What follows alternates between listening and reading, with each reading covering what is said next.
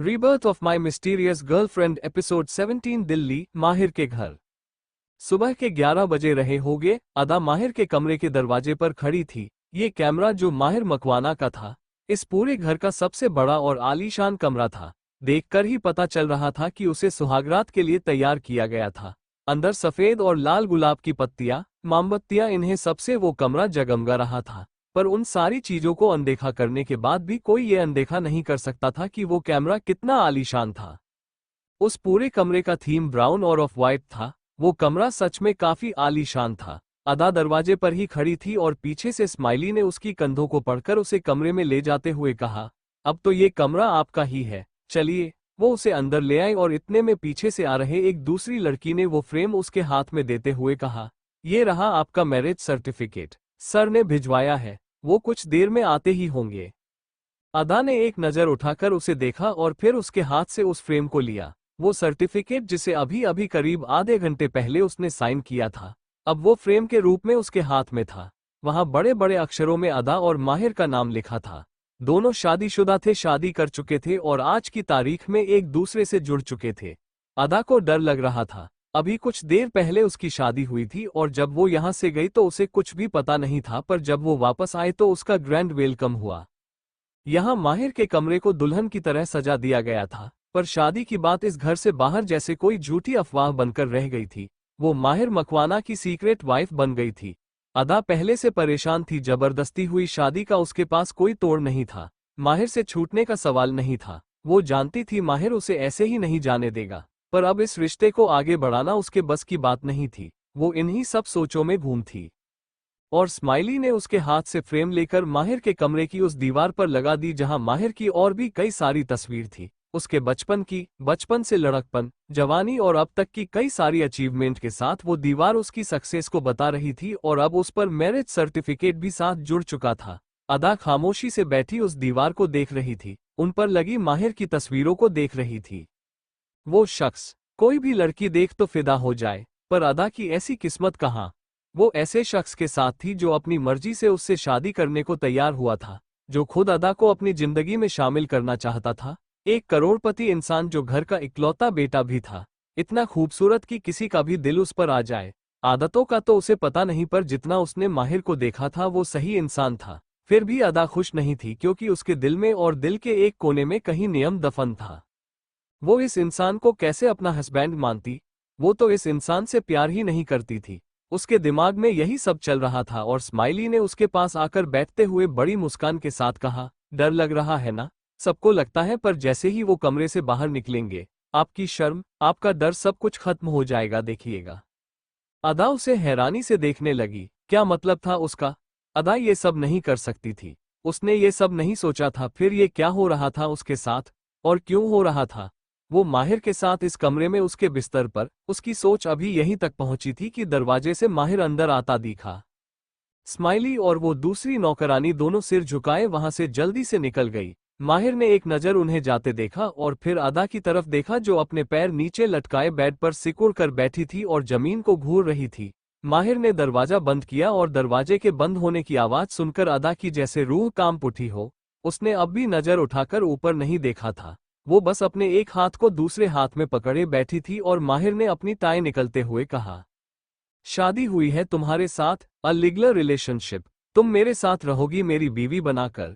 ये शादी जबरदस्ती हुई, तुम यहाँ पर कैसे लाई गई? ये सारी बातें इस रिश्ते के बाद पुरानी हो जाती हैं। तुम्हें बस इतना याद रखना है कि my your husband and you are my wife, तो तुम्हें मुझे हस्बैंड ही समझना है। वो ये सब बोलते हुए अदा की तरफ आ रहा था और अब तक उसने अपना ब्लेजर उतार दिया था। वो अपनी शर्ट के बटन खोल रहा था और अदा अब भी वैसी ही अपनी जगह पर सहमी सी बैठी थी। माहिर ने अपनी शर्ट निकालकर साइड में रखी और आकर अदा के पास बैठा। अदा थोड़ी सी दूर होने को हुई कि माहिर ने उसके हाथ पर अपना हाथ रख दिया। वो कुछ नहीं बोल पाई और माहिर ने धीरे से उसके चेहरे के पास अपना चेहरा ले जाकर उसकी जो लाइन पर अपनी नाक फिराते हुए कहा, सो एक्सेप्ट दिस मैरिज। उसने अभी इतना किया ही था कि अदा ने एकदम से अपना चेहरा दूसरी तरफ फिराते हुए कहा, माहिर, मैं ये नहीं कर सकती। उसने अभी इतना कहा ही था कि माहिर ने उसका जबड़ा पकड़कर उसका चेहरा अपनी तरफ किया और उसकी आंखों में आंखें डालकर बेहद ही गहरी और ठंडी आवाज में बोला, पर तुम्हें ये करना पड़ेगा। मैंने जो कुछ भी कहा है वो ऑर्डर था। तुम्हारी इजाजत नहीं मांगी है मैंने, ना ही रिक्वेस्ट की है। ये हक है मेरे जो मैं तुमसे लूंगा और तुम मुझे अपनी मर्जी से दोगी, वरना मुझे जबरदस्ती करना भी आता है। और अदा डरी नजरों से उसे देखने लगी। वो क्या कहती? कुछ भी नहीं था उसके पास बोलने के लिए, और यहाँ माहिर से उसे पहली बार डर लग रहा था, वो भी इतना ज्यादा। माहिर ने उसके चेहरे की तरफ एक बार फिर से अपना चेहरा बढ़ा दिया और धीरे धीरे उसकी जो लाइन, उसके ईयर लोब और उसके गालों को चूमने लगा। अदा से बर्दाश्त नहीं हो रहा था। वो कैसे उसके पास बैठी थी ये सिर्फ वो जानती थी। माहिर के एक हाथ में उसका हाथ था और दूसरे हाथ से उसने अदा का जबड़ा पकड़ रखा था। वो उसके कान को चूम कर उन पर बाइट करते हुए जैसे ही उसके होठों तक आया, अदा ने एकदम से उसे धक्का दिया और खड़ी हो गई। वो वहां से जाने को हुई कि माहिर ने एकदम से उसकी कलाई पकड़ ली। वो खड़ा हुआ और अदा को अपनी तरफ खींचा। अदा सीधा उसके सीने से जा टकराई। वो हैरानी से माहिर को अपना सिर उठाए देखने लगी और माहिर ने उसके बालों में हाथ डालकर हल्का सा उसके बालों को खींचा। अदा का चेहरा अपने आप ऊपर हो चुका था। उसे दर्द हो रहा था, पर वो माहिर को इतना तक नहीं बोल पा रही थी कि उसे छोड़ दे। और माहिर ने वैसे ही कहा, मुझे एक बात बार बार दोहराने की आदत नहीं है। जिस इंसान के लिए तुम ये सब कर रही हो, उस इंसान के दिल में तुम्हारे लिए ना कभी कुछ था ना होगा, और ना तुम्हारे दिल में उसके लिए कुछ रहने दूंगा। तो तुम्हारे लिए अच्छा यही होगा कि तुम अपनी मर्जी से उसे अपने दिल से निकाल दो। अदा रोने जैसी हो गई थी। उसकी आंखों से आंसू लुढ़क कर उसके गालों तक आए ही थे कि माहिर ने एकदम से अपने होठों को उसके गालों पर रखकर उसके आंसू को पी लिया। अदा ने कस के अपनी आंखें बंद कर ली और वो वैसे ही उसके पूरे चेहरे को चूमते हुए बोला, ये आंसू सिर्फ मेरे लिए होंगे, सिर्फ मेरी वजह से बहेंगे, किसी और के लिए बसे ये इतनी किसी की औकात नहीं। और माहिर मकवाना की बीवी पर यह बिल्कुल सूट नहीं करता है कि वो किसी और के लिए रोए। अदा ने धीरे से आंखें खोली। माहिर इस वक्त उसे सिर्फ पागल लग रहा था, एक सनकी और कुछ भी नहीं। वो ऐसे ही अदा को हर जगह चूम रहा था। उसने अदा के सिर से वो भारी भरकम था दुपट्टा निकालकर फेंक दिया। वो उसके चेहरे को चूमते चूमते उसके गले तक आ चुका था और अब अदा से बर्दाश्त नहीं हो रहा था। जहां जहां माहिर के होंठ उसे चूम रहे थे, अदा को जलन हो रही थी। लग रहा था जैसे किसी ने तेजाब फेंका हो उसके ऊपर। उसने एकदम से माहिर को धक्का दिया और दरवाजे की तरफ दौड़ी। उसने दरवाजा खोलने की कोशिश की, पर दरवाजा बंद था, अंदर से भी और शायद बाहर से भी। वो एकदम से पीछे पलटी तो माहिर उसकी तरफ ही देख रहा था, जैसे कोई फिक्र ही ना हो। अदा की आंखों से लगातार आंसू बहे जा रहे थे। डर के मारे उसका शरीर कांपने लगा था और उसने अपने हाथ जोड़ते हुए कहा, मुझे माफ कर दीजिए, मुझे प्लीज माफ कर दीजिए। आप जो बोलेंगे वो करूंगी, पर मैं आपके करीब नहीं आ सकती, ऐसे आपको खुद को नहीं छूने दे सकते शी, मैं नहीं कर सकती। मुझे प्लीज माफ कर दीजिए। आपकी बीवी बन के रहने रहूंगी, आप जो बोलेंगे मैं वो सब करूंगी। आपके सारे काम कर दूंगी। प्लीज मुझसे मेरी इज्जत मत छीनिए, नहीं प्लीज।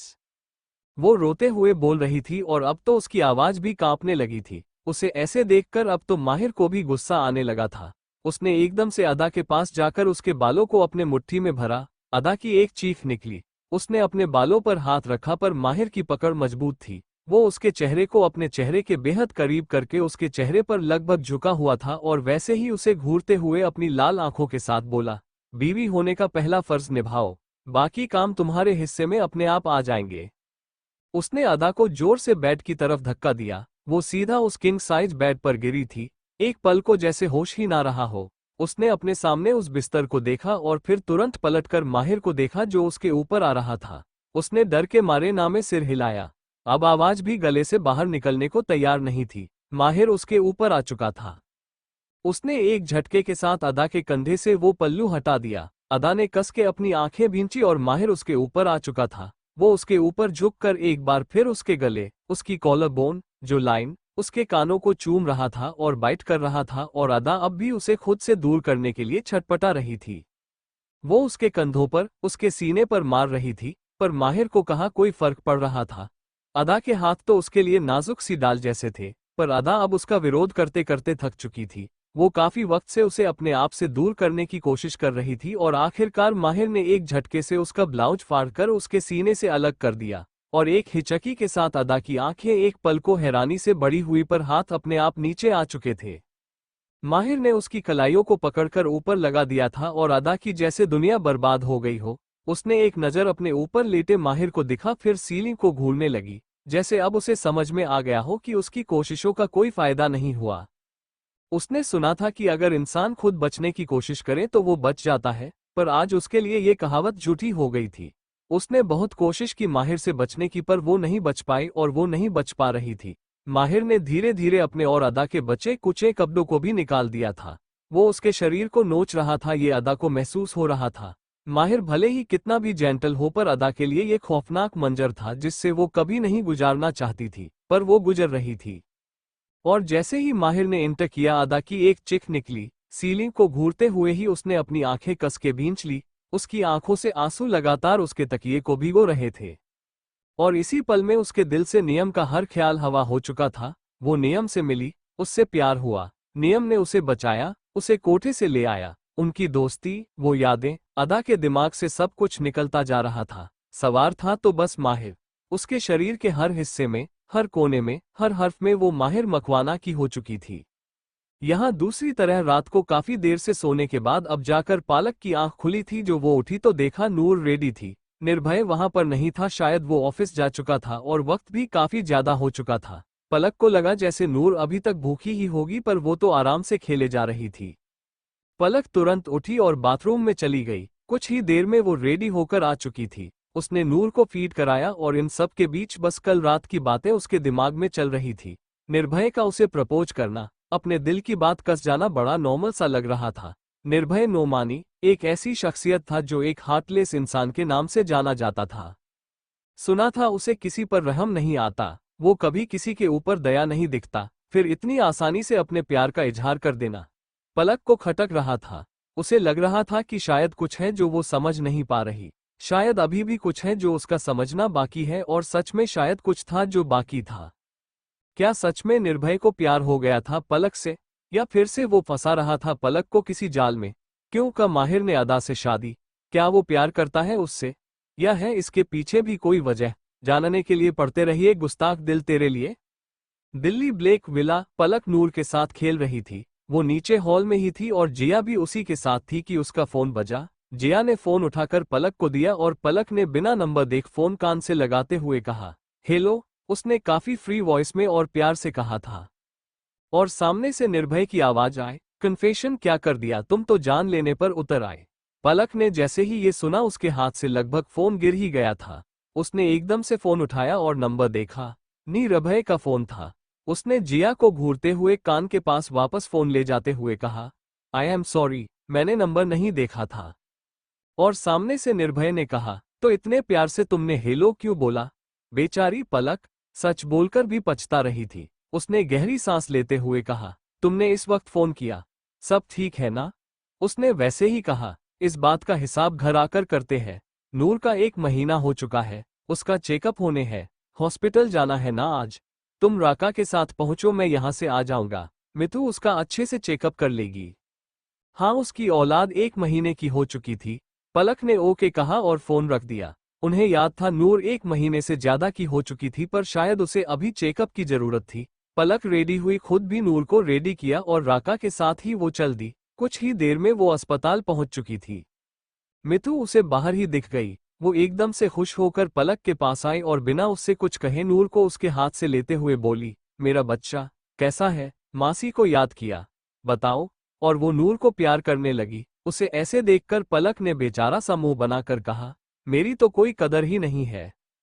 वो हंस दी और उसका हाथ पकड़कर बोली, बहन तेरी वजह से ये मिली है, चल। और वो उसे अंदर ले आए। पलक उसके केबिन में आकर बैठी थी और मितू के हाथ में नूर थी। वो नूर को लेकर ही बैठ गई और बोली, तो आज हमारा नूरू चेकअप करवाएगा। हमारा प्यारा सा छोटा सा बच्चा चेकअप करवाएगा। हेल्दी है कि नहीं है ये दिखाएगा, बीमार पड़ा कि नहीं पड़ा ये पता लगाएगा, है ना बेबी? वो काफी प्यार से नूर के साथ खेल रही थी और कुछ ही देर में कैबिन का दरवाजा वापस खुला। दोनों ने एक साथ उस तरफ देखा तो सामने से आ रहे निर्भय को देखा। मितू ने तो तुरंत नजर फेर ली, क्योंकि उसे अब निर्भय को देखना एक नजर पसंद नहीं था। वही पलक की नजर जैसे उस पर ठहर ही गई। निर्भय ने इस वक्त ब्लेजर नहीं पहना था, वो सिर्फ ब्लैक शर्ट और पेंट में था। शर्ट की स्लिप्स फोल्ड की हुई थी और हाथ में पहनी घड़ी में वो वक्त देखते हुए पलक की तरफ आ रहा था। पलक को लगा जैसे सच में वो पिघल ही जाएगी, और निर्भय ने उसके पास वाली चेयर पर आकर बैठते हुए कहा, कंट्रोल मिसेज नोमानी। पलक ने तुरंत अपना चेहरा दूसरी तरफ फेर लिया। अब जब वो दोनों यहाँ थे तो मितू ने खड़े होते हुए कहा, अब जब तुम दोनों यहाँ पर हो तो नूर का चेकअप कर लेते हैं, उसके सारे टेस्ट भी होने और उसका वैक्सीनेशन भी होगा है। पलक ने हाँ में सिर हिलाया और मितू ने नूर को उठाए वहां से चली आई उस तरफ जहां पर सारे टेस्ट होने थे। निर्भय पलक भी उसके पीछे पीछे चल रहे थे और मितू ने बच्चों के सारे टेस्ट करना शुरू किया। वो टेस्ट करते हुए भी बच्ची के साथ खेले जा रही थी ताकि वो रोए ना। और जब सारे टेस्ट खत्म होने के बाद मितू ने नूर का वजन चेक किया तो आंखें बड़ी हो गई। वो हैरानी से बोली, अरे बाप रे, तुम्हारा वजन 1 महीने के अंदर अंदर 1.5 किलो बढ़ गया है। नॉर्मल बच्चे के वजन 900 ग्राम से ज्यादा नहीं बढ़ता। पलक तुम इतनी स्लिम हो, निर्भय की भी बॉडी कोई इतनी नहीं है, अच्छी खासी मस्कुलर बॉडी का मालिक है, फिर तुम्हारी ये छोटी सी बेबी इतनी गोल क्यों होती जा रही है? उसकी बात सुन पलक ने उसके कंधे पर चपेट लगाते हुए कहा, नजर मत लगाओ, गोलू मोलू बेबीज अच्छे लगते हैं, हेल्दी है मेरी बेटी, टोको मत। उसकी बात सुन मितू हंस दी। उसने अपनी आंख से काजल निकालकर नूर के चेहरे पर लगाते हुए कहा, अब नहीं लगेगी। वो काफी देर तक नूर के साथ खेलती रही। सारे टेस्ट भी हो चुके थे और नूर काफी हेल्दी थी। अब नूर पलक की गोद में थी और मितू अपनी जगह पर बैठी थी। निर्भय बस नूर को देख रहा था और मितू सारे रिपोर्ट कलेक्ट कर रही थी। वो ऐसे ही फाइल में देखते हुए बोली, नूर का तो कहना पड़ेगा, काफी जल्दी ग्रो कर रही है और काफी हेल्दी भी है। ऐसे ही रहा ना तो ये 6 महीने के अंदर अंदर तो भाई तुम दोनों से उठाई भी नहीं जाएगी। उसकी बात सुनकर पलक ने फिर से उसे घूरा। मितू ने एकदम से अपने दांतों तले जुबान दबाई और धीरे से बोले, सॉरी, और वो अपने काम में लग गई। कुछ देर बाद ऐसे ही बातें होती रही और फिर मितू ने एक नर्स को कहकर वैक्सीन इंजेक्शन मंगा लिया, क्योंकि नूर को वैक्सीन भी लगनी थी। उसने इंजेक्शन में दवाई भरी और उस इंजेक्शन को लेकर पलक के पास आई और नूर पलक की गोद में थी। जैसे उसे समझ भी आ गया हो कि उसे इंजेक्शन लगने वाला है, वो इंजेक्शन लगने से पहले ही रोने लगी और काफी जोर से रोने लगी। मितू ने अपनी कमर पर हाथ रखते हुए कहा, ऑफ कोर्स नोट, ये तुम्हारी औलाद है, नौटंकी करना इसे अच्छे से आता है। पलक ने उसे घूरा और वो नूर को चुप करते हुए बोली, ये तो अभी से रोने लगी, इंजेक्शन लगेगा तब तो इसकी जान हलक में आ जाएगी। वो नूर को चुप करने की कोशिश कर रही थी पर वो फिर भी रोए जा रही थी। ये देखकर निर्भय ने नूर को पलक के हाथ से ले लिया। वो सिर्फ गोद में लेकर बैठ गया और नूर अपने बाप के चेहरे को देखते हुए रो रही थी। कुछ देर ऐसे ही रोते रोते वो चुप भी हो गई और निर्भय के चेहरे को ध्यान से देखने लगी। निर्भय ने अपना सिर जरा ऊपर किया, फिर वापस नीचे किया और ऐसे ही उसे बातों में लगा दिया। वो उसके साथ खेल रहा था, कभी उसकी नाक से नाक टकराता, कभी उसकी आंखों को चूम लेता, कभी फिर से उसके पेट में अपने सिर से गुदगुदी करता और नूर का सारा ध्यान निर्भय पर आ चुका था। वो बड़े ध्यान से अपने बाप के चेहरे को देख रही थी और मितू ने मौका देखकर उसे इंजेक्शन लगा दिया। इस पल में वो रो भी नहीं थी क्योंकि उसका सारा ध्यान अपने बाप पर था और मितू ने इंजेक्शन हटाकर कहा, पलक, साबित कर दिया तेरी औलाद ने कि ये तुझसे ज्यादा अपने बाप से प्यार करती है। पलक बस नूर को देखती रही, क्या बोलती? कुछ भी नहीं था बोलने को। वैक्सीनेशन के बाद भी नूर चुपचाप थी, बस निर्भय को देख रही थी और निर्भय ने उसे अपने सीने से लगाते हुए थपथपाना शुरू कर दिया। मितू ने वापस जाकर अपनी चेयर पर बैठते हुए कहा, शायद थक गई है, ध्यान रखना, बुखार आ सकता है पर परेशान मत होना। ओके। कुछ देर बाद नूर के सारे रिपोर्ट्स लेकर और पलक का रूटीन चेकअप करने के बाद पलक और निर्भय घर के लिए निकल चुके थे। वो आए राका के साथ थी पर वो जा रही थी निर्भय के साथ। नूर इस वक्त पलक की गोद में सो रही थी और पलक उसकी फाइल लिए बैठी थी। वो इस फाइल को देखते हुए बोली, 1 महीने में 1.5 किलो वजन बढ़ गया, हुई जब 3 किलो की थी अब 4.5 किलो की हो गई। इसका तेजी से बढ़ता वजन कहीं इसके लिए खतरा न बन जाए।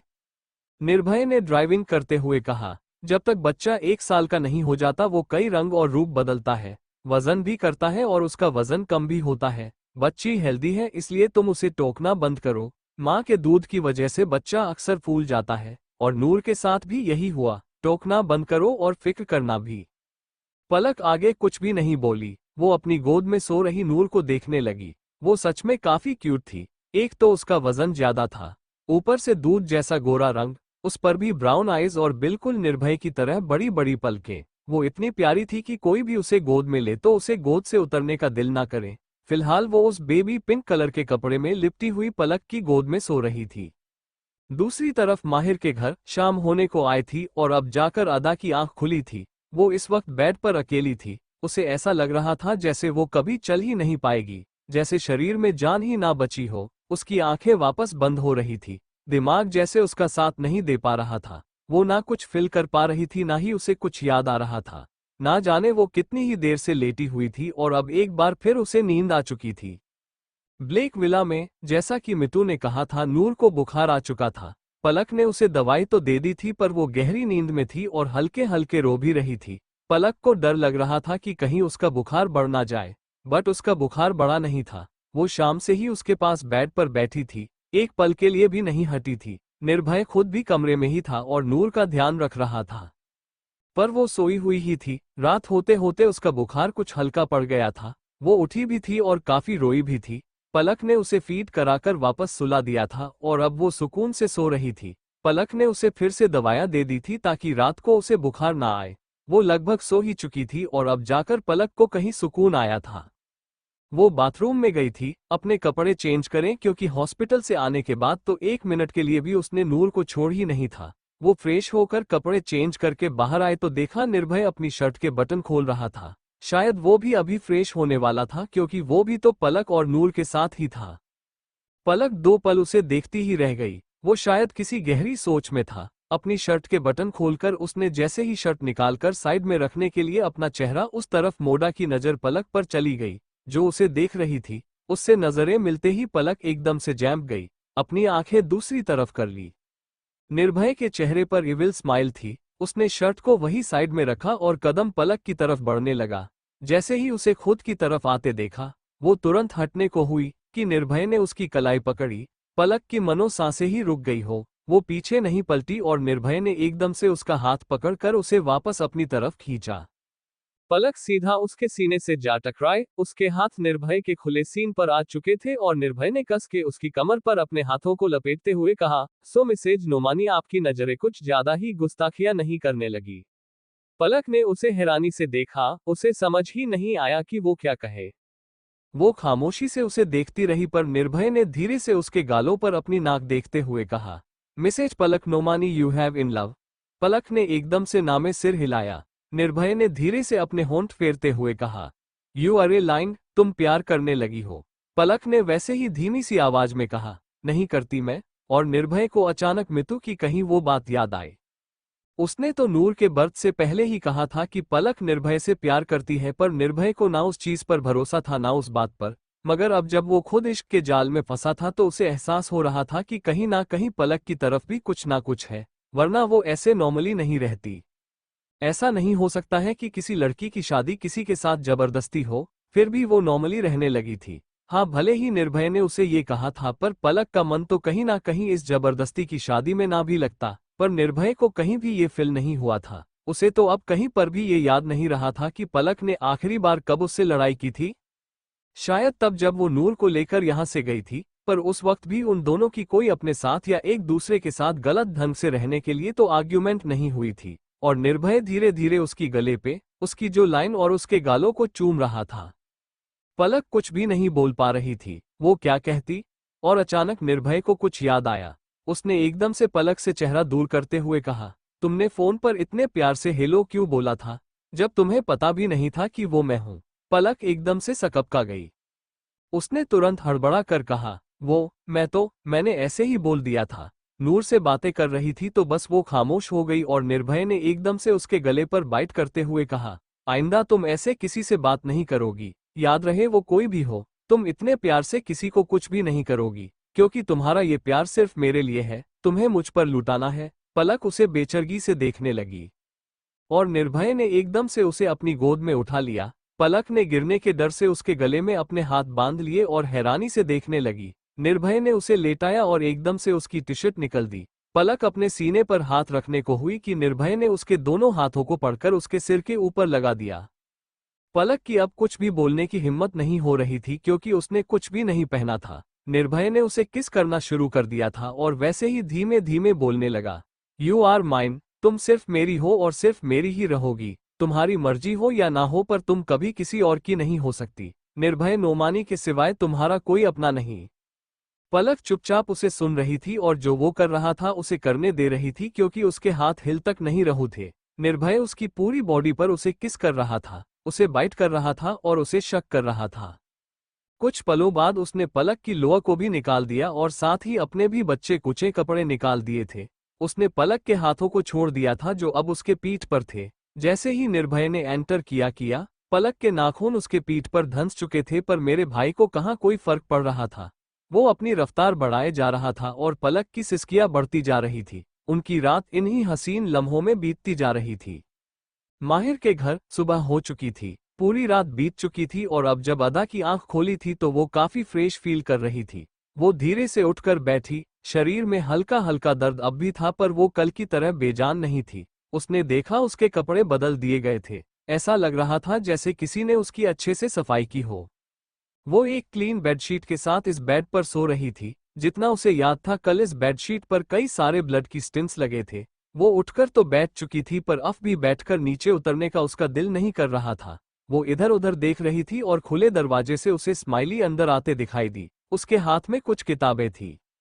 उसने अदा को उठे देखा तो मुस्कुरा कर बोली, आप उठ गई, मैं आपके लिए नाश्ता लगा देती हूँ, आप उठकर फ्रेश हो जाइए। अदा कुछ भी नहीं बोली। वो बस स्माइली के हाथों में उन किताबों को देख रही थी और स्माइली ने वो सारी किताबें लाकर एक कोने में लगे बुकशेल्फ में लगा दी। अदा ने नोटिस किया ये बुकशेल्फ कल यहाँ नहीं था, आज नया लगा था। वो धीरे से बोली, किताबें किसकी है? स्माइली मुस्कुराई और बोली, ये सारी आपके लिए है, आप कॉलेज जाती है ना? तो सर ने आपकी पढ़ाई का सारा इंतजाम किया है ताकि आपको किसी भी चीज की जरूरत ना पड़े। उन्होंने कहा है आप आज छुट्टी रख सकती है, कल से आप कॉलेज जाना स्टार्ट कर दीजिएगा। जैसे ही अदा ने ये सुना वो कुछ पल के लिए हैरान हुई। क्या माहिर उसकी पढ़ाई नहीं रोकना चाहता था? क्या वो अब भी कॉलेज जा सकती थी? वो धीरे से बेड से उठी। उसने देखा उसने ढीला डाला सा बड़ा सा टी शर्ट और पजामा पहन रखा था। बाल खुले थे। वो उठकर उन किताबों के पास आई और उन किताबों को देखने लगी।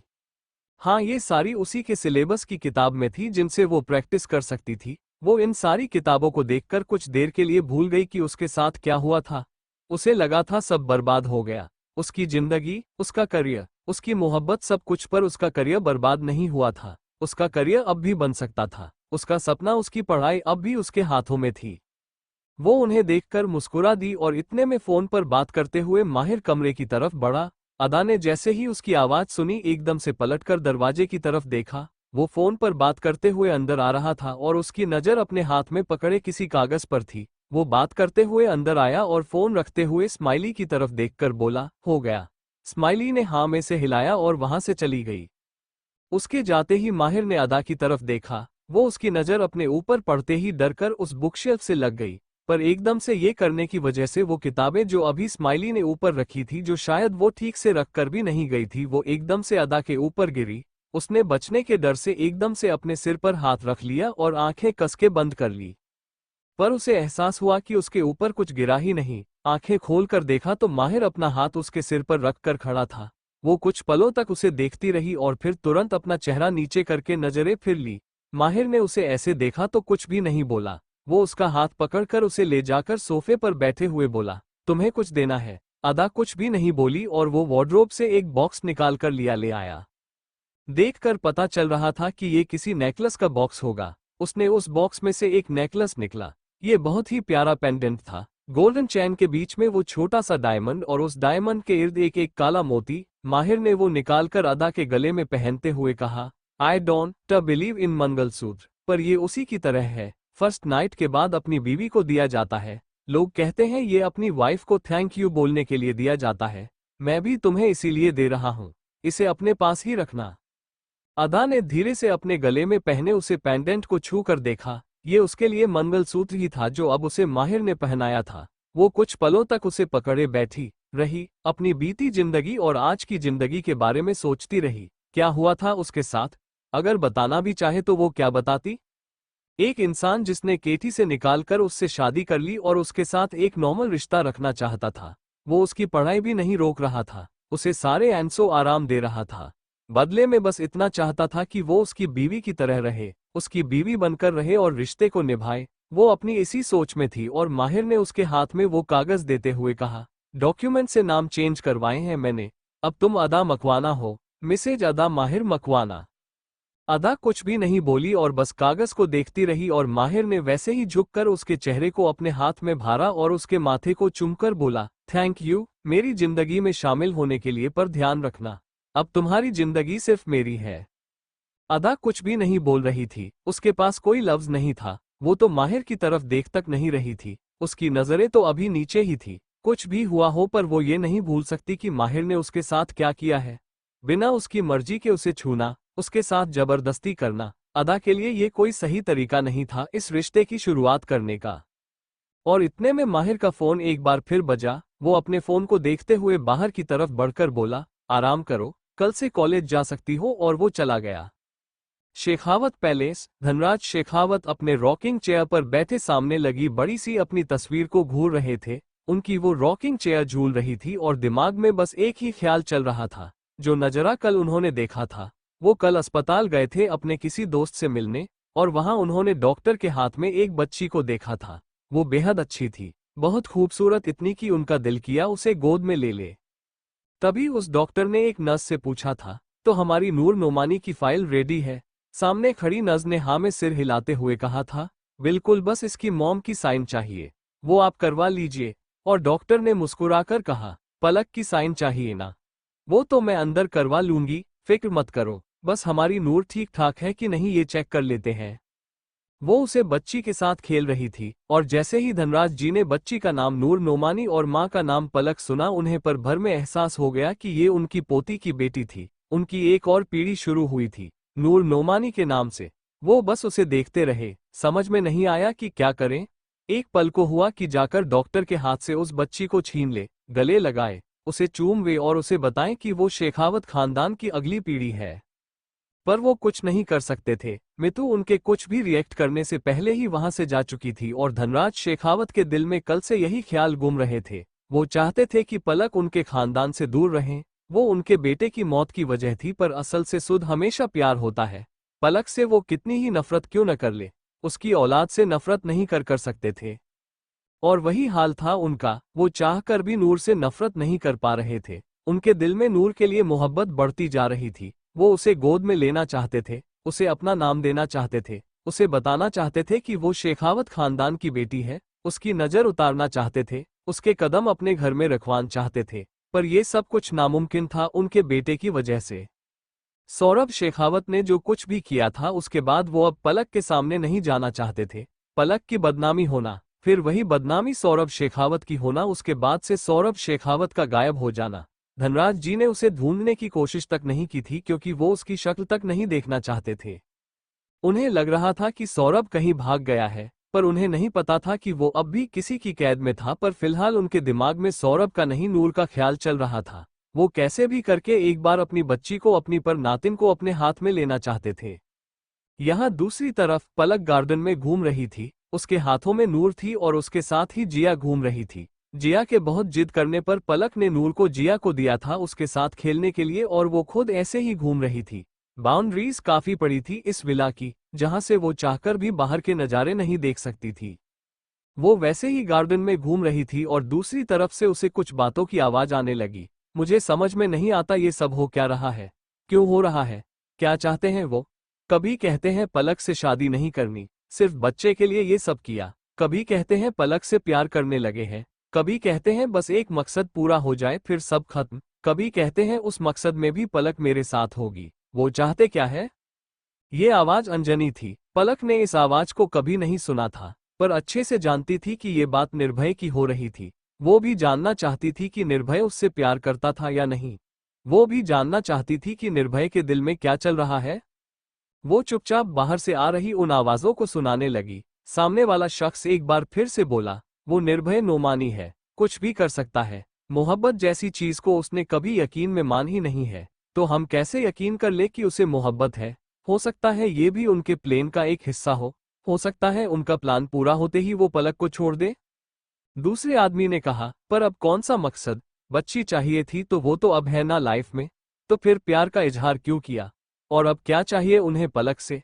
सब कुछ है उनके पास, उनकी औलाद भी है, तो अब वो आगे कुछ बोलता उससे पहले ही पलक का फोन बजा। पलक एकदम से डर ही गई, और दूसरी तरफ से किसी के भागने की आवाज भी आई। जो कोई भी था वो वहां से भाग चुका था। Delhi, Blake villa. पलक अपना फोन हाथ में लिए खड़ी थी। उसे जानना था कि दीवार के उस पार खड़े वो लोग कौन थे, पर वो जानती थी जब तक वो जाएगी तब तक वो लोग वहां से जा चुके होंगे, और अगर वो निर्भय के ही लोग हैं तो गार्ड भी उसे नहीं बताने वाले कि दीवार के इस तरफ कौन था। उसने चुपचाप अपने फोन को देखा, निर्भय ही उसे कॉल कर रहा था। उसने गहरी सांस ली और फोन उठाते हुए धीमी आवाज में बोली, हेलो। सामने से उसकी इतनी मायूस आवाज सुनकर निर्भय ने तुरंत कहा, पलक, आर यू ओके? सब ठीक है ना? इतने धीरे बोल रही हो? तबीयत ठीक है तुम्हारी? कहाँ हो तुम? उसके इतने सारे सवाल एक साथ सुनकर पलक ने गहरी सांस लेकर कहा, कुछ नहीं, मैं ठीक हूँ। मैं बस यहाँ गार्डन में टहल रही थी और कुछ भी नहीं। उसकी बात सुनकर निर्भय ने पूछा, तो फिर इतना धीरे क्यों बोल रही हो? सब ठीक है। पलक 2 पल के लिए खामोश हुई और फिर गहरी सांस लेकर एक बार फिर से बोली, तुम्हारे कौन से मकसद हैं जो तुमने मेरे लिए संभाल कर रखे हैं? जैसे ही निर्भय ने ये सुना दूसरी तरफ सन्नाटा छा गया और निर्भय की कोई आवाज ना सुनकर पलक एक बार फिर से बोली, मैंने तुमसे पहले भी कहा था और मैं फिर से कहती हूँ, तुम्हें मुझे सजा देनी है, मुझे हट करना है, कुछ गलत करना है, तुम वो सब कर लो, पर इस प्यार के नाम से झूठा धोखा मत दो। मैं बर्दाश्त नहीं कर पाऊंगी। मैं तो तुमसे लड़ भी नहीं पाऊंगी कि तुमने मुझसे प्यार का झूठा नाटक क्यों किया। मुझसे ये सब झेल नहीं जाएगा। मत करो, अगर तुम ये सब नाटक कर रहे हो तो। उसकी बातें सुनकर सामने से निर्भय की आवाज आए, आई थिंक तुम्हें ट्रीटमेंट की जरूरत है, डॉक्टर को भेजूं या मैं आऊं? उसका सवाल सुनते ही पलक एक पल के लिए अटक गई, पर अगले ही पल बोली, कोई जरूरत नहीं है, मैं ठीक हूं। तुमने फोन क्यों किया था? क्या काम है? और निर्भय की सामने से आवाज आई, नूर को देखने के लिए कॉल किया था, पर लगता है नूर की मां को ज्यादा जरूरत है। पलक कुछ भी नहीं बोली और वैसे ही कहा, जिया के साथ खेल रही है, बाद में जब अंदर जाऊंगी तो बात करवा दूंगी। और उसने फोन रख दिया। उसके दिमाग में अब भी दीवार के उस तरफ से आ रही उन आवाजों के ख्याल चल रहे थे। अब कौन से मकसद थे निर्भय के, जिसके लिए उसने पलक को संभाल के रखा था? अब क्या चाहिए था उसे? जो चाहिए था वो सब तो पलक उसे दे चुकी थी। उसका बच्चा दे चुकी थी, उसके साथ रह रही थी, काम छोड़ चुकी थी। अब क्या चाहता था वो? इन्हीं सारी सच में थी वो, और बच्ची के रोने की आवाज आई। पलक ने तुरंत पलट कर देखा तो जिया उसकी तरफ बढ़ते हुए बोल रही थी, मैडम, छोटी मैडम अब रोने लगी है, आपने ले जाए ना अंदर। पलक ने उसके मुंह से छोटी मैडम सुना तो सारी चीज भूलकर मुस्कुरा दी। जब भी जिया नूर को छोटी मैडम बोलती थी पलक को बड़ा क्यूट लगता था। उसकी बच्ची छोटी मैडम थी, इस पूरे विला की छोटी सी छोटी मैडम। उसने जाकर बच्ची को अपनी गोद में उठाया और अच्छे से उसे कपड़े से कवर करते हुए बोली, ठीक है अब हम अंदर चलते हैं, ओके बेबी। और वो नूर को लेकर अंदर चली गई। जिया यही थी, कुछ काम उसे निपटाने थे। पलक के जाते ही अचानक उसकी नजर नीचे पड़ी किसी चीन पर गई। वो उसे उठाते हुए बोली, ये तो मैडम का नहीं है, ये किसका गिरा फिर? उसने उस चैन को अपने ही जेब में रख लिया। यहाँ दूसरी तरफ अदा इस वक्त नहाकर बाथरोब में बाहर आई थी। वो उन बड़े बड़े वार्डरोब के बाहर खड़ी थी। उसे यकीन तो नहीं था कि इनमें उसी के कपड़े होंगे, पर फिलहाल उसे इन्हीं में कपड़े ढूंढने थे। इनके अलावा तो उसे कुछ पता ही नहीं था। वैसे तो उसका बहुत सारा सामान यहाँ आ चुका था, यहाँ आते ही सेट भी कर दिया गया था, पर वो दूसरे कमरे में था और ये माहिर का कमरा था। उसने एक वार्डरोब खोला तो आंखें हैरानी से बड़ी हो गई। यहाँ पर माहिर के कपड़े तो थे, पर सारे सिर्फ काले कपड़े थे। ब्लैक शर्ट, टी शर्ट और हुडीज, नीचे ड्रॉअर थे। पता नहीं क्यों खोलकर देखने का दिल चाहा तो उसने उन ड्रॉअर को खोलकर देख लिया। उनमें अलग अलग कलर की टाई थी और ये देखकर अदा को अजीब लगा। उसे तो लगा था यहाँ घड़ी या ऐसा ही कुछ रखा होगा। उसने वो ड्रॉवर्स बंद की और नीचे देखा तो वहां पर भी ऐसे ही कुछ कपड़े रखे थे। दूसरा ड्रॉअर ओपन किया तो उसने भी सब कुछ माहिर का ही था। तीसरे में भी सब माहिर का ही था और चौथे में भी सब माहिर के लिए ही था। वो अपना उदास चेहरा लिए बोली, शायद मेरा सामान यहाँ शिफ्ट ही नहीं किया गया। वो जैसे ही पीछे मुड़ने को हुई कि किसी ने उसके कंधों को पकड़कर कहा, वो बाकी की 4 ड्रॉअर तो देख लो। अदा एकदम से डर गई। पीछे माहिर खड़ा था। उसका दिल किया माहिर को हटाए, पर वो कुछ नहीं कर सकती थी। उसने चुपचाप बाकी के ड्रॉअर को खोला तो वहां पर लड़कियों के कपड़े थे, यानी कि सारा सामान अदा का था। वो सारे कपड़ों को और उन सारी चीजों को देखने लगी। यहाँ पर हर तरह के कपड़े थे जैसे वो पहनती थी। सूट थे, कुछ टॉप थे, जीन्स थी, साड़ियाँ थी, उसकी तैयार होने की सारी चीज और जरूरत का हर सामान। वो सारी चीजों को देखते रही और फिर माहिर के हाथ अपने कंधों से हटाते हुए बोली, आपका शुक्रिया, आप थोड़ी देर के लिए बाहर जाएंगे, मुझे तैयार होना है। माहिर ने पीछे से ही उसे चूमते हुए कहा, ठीक है चला जाता हूँ, और वो चुपचाप चला भी गया। अदा को अजीब लगा, उसे यकीन तो नहीं था कि माहिर चला जाएगा, पर वो चला गया था। अदा ने तुरंत अपने लिए कुछ कपड़े निकले पहने और रेडी हो गई। वो आईने के सामने खड़ी थी और इस वक्त उसने साड़ी पहनी थी, पता नहीं क्यों पर उसे लग रहा था कि अब वो शादीशुदा है तो उसे ऐसे ही रहना चाहिए, एक शादीशुदा लड़की की तरह। वो अपने आप को आईने में देख रही थी और स्माइली की आवाज आई, हाय मैडम, आप कितनी प्यारी लग रही है, आपको किसी की नजर ना लगे। अदा ने एक नजर उसे देखा, फिर वापस आईने के सामने देखने लगी और स्माइली ने आकर उसकी आंख से काजल निकालकर उसके कान के पीछे लगाते हुए कहा, सर तो आज बेहोश ही हो जाएंगे आपको देखकर। अदा ने लगभग उसे घूरा और फिर वैसे ही धीमे लहजे में बोली, तुम बार बार मेरे सामने आकर माहिर का जिक्र करना बंद करोगी? स्माइली ने कंधे उचकाते हुए कहा, क्यों मैडम, लड़कियों को तो अच्छा लगता है अपने हस्बैंड का नाम सुनकर, आपको नहीं लगता माहिर सर का नाम? माहिर का नाम अदा के लिए अच्छा कब से हो गया था। वो वैसे ही शांत आवाज में बोली, वो तब होता है जब लड़कियों की शादी अपनी मर्जी से हो। तुम अच्छे से जानती हो ये रिश्ता कैसे बना है, और मुझे नहीं सुनना उनका नाम। मैं वो बोल नहीं रही थी कि स्माइल ने कहा, पर आपको क्यों नहीं सुनना?